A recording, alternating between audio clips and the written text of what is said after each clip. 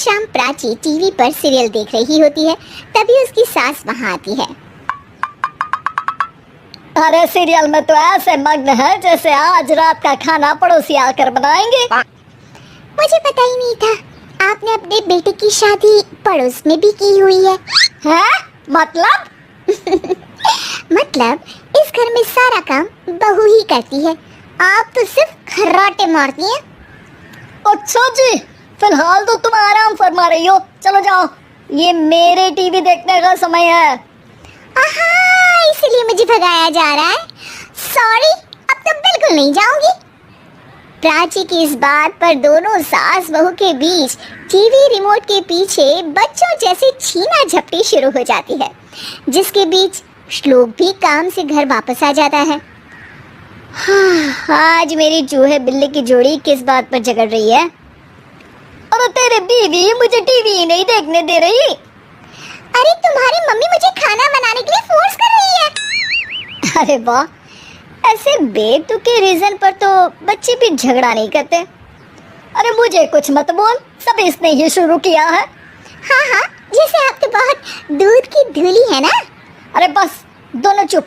प्राची जाओ, खाने की तैयारी करो। और माँ तुम छोड़ो, तुम्हें क्या बोलूं, शांति से अपना सीरियल देखो, मुझे दोबारा लड़ने की आवाज सुनाई नहीं देनी चाहिए। ऐसा बोलकर श्लोक वहाँ से चला जाता है, जिसके पीछे पीछे प्राची भी कुछ न कुछ बड़बड़ाते हुए रसोई में चली जाती है। हाँ हाँ, सासू जी को तो कुछ बोलेंगे ही नहीं, बस मुझ पर ही हुक्म चलता है, खाना बनाओ, जैसे मैं इनके घर में खाना बनाने के लिए आई हूँ। इसी तरह शाम बीतती है और रात को श्लोक और प्राची की सास खाना खाकर सोने चले जाते हैं, लेकिन प्राची गुस्से में कुछ खाए बिना काम में ही लगी रहती है। इस घर में किसी को घंटा फिक्र नहीं पड़ता, मैं खाऊं या भूखी रहूं। प्राची कुछ देर के लिए रसोई से बाहर जाती है और जैसे ही वापस आती है तो वहाँ दूध का भरा ग्लास देखकर हैरान रह जाती है। फिक्र पूरी है, बस दिखाना नहीं है। प्राची दूध पीकर सोने चली जाती है और अगली सुबह एक बार फिर सास बहू का कार्टून नेटवर्क स्टार्ट हो जाता है। ये तुमने ही किया है। अरे अजीब जबरदस्ती है, मैं बोल रही हूँ मैंने कुछ नहीं किया। दोनों ने मिलकर पूरे घर को पागल खाना बनाया हुआ है। यहाँ कोई नॉर्मल इंसान तो रह ही नहीं सकता, इसीलिए अब पड़ोसी क्या रिश्तेदार भी घर आने से कतराते हैं।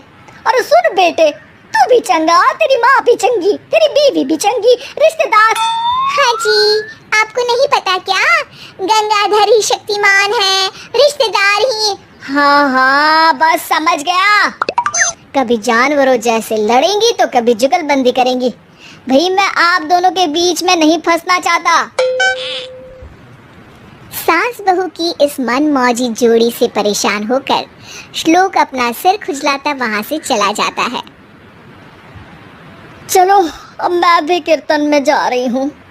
इस पर जैसे ही सास कमरे में अपना पर्स लेने जाती है तो वहाँ नाश्ते की प्लेट रखी देख मुस्कुराने लगती है और नाश्ता करके घर से बाहर निकलते हुए कुछ पैसे टेबल पर रख जाती है, जिसके कुछ देर बाद सिलेंडर वाला घर आता है। ओ मुरी मैया, मैं सिलेंडर के बारे में तो बिल्कुल भूल ही गई थी। घर खर्च के सारे पैसे भी मम्मी के पास है और श्लोक से बोला तो उल्टा 4 बात सुनाएंगे। प्राची ये सोच ही रही होती है कि अचानक उसका चेहरा चमक उठता है और वो घर में आकर इधर उधर देखने लगती है। तभी उसकी नज़र टेबल पर रखे पैसों पर पड़ती है, जिन्हें वो सिलेंडर वाले को दे देती है। ये सब श्लोक देख लेता है। अच्छा बेटे, इतना बड़ा घोटाला, सबके सामने मैं तेरी दुश्मन और पीठ पीछे तेरी मेरी यारी। इस पर श्लोक एक प्लान बनाता है और शाम को सब एक साथ बैठे होने पर बोलने लगता है। माँ, तुम दोनों की बहुत लड़ाई होती है, इसलिए मैं सोच रहा हूँ कि प्राची को उसके घर छोड़ाऊं, इससे वो भी खुश रहेगी और तुम भी। अचानक श्लोक की ये बात सुनकर सास बहू शौक से उसकी तरफ देखती है। अरे ऐसे कैसे घर छोड़ाओगे, मुझे कहीं नहीं जाना। अरे तुमने बोला नहीं पर मैंने सुन लिया, तुम्हें मम्मी के साथ रहना अच्छा नहीं लगता, मुझे पता है। अरे वो अरे, जब बहू खुद कुछ काम बोले तो वो तुझे सुनता नहीं, और अब जो इसने बोला ही नहीं वो तू समझ गया। जब उसे नहीं जाना तो फिर जबरदस्ती क्यों कर रहा है? अच्छा, फिर आपको मौसी के घर छोड़ाता हूँ, बस अब आप दोनों एक घर में एक छत के नीचे नहीं रह सकती। मैं इस टॉम एंड जेरी की जोड़ी को और नहीं झेल सकता। हैं? ऐसे कैसे नहीं रह सकते? तुम्हें इतनी दिक्कत है तो तुम्हारा बोरिया बिस्तर पैक कर देती हूँ, लेकिन मम्मी जी कहीं नहीं जाएंगी। बिल्कुल यही सुनना था मुझे। अगर दोनों में इतना ही प्यार है फिर हर वक्त ये लड़ाई का नाटक क्यों करती हो? देखा मैंने कैसे माँ किचन में दूध रखती है और तुम उनके लिए कमरे में नाश्ता रखती हो, और कैसे वो पहले ही तुम्हारी दिक्कत समझकर घर में पैसे रखकर बाहर जाती है। अरे भाई, इतना ड्रामा तो डेली सोप में भी नहीं होता जितना तुम दोनों ने इस घर में फैलाया हुआ है।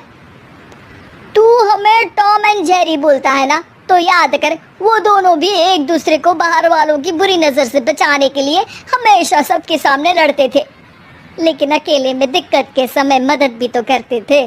बस हमारा रिश्ता भी कुछ ऐसा ही है। और वैसे भी अगर सास बहू में तू मैं नहीं होती तो दुनिया वालों को कहानियाँ कैसे मिलेंगी?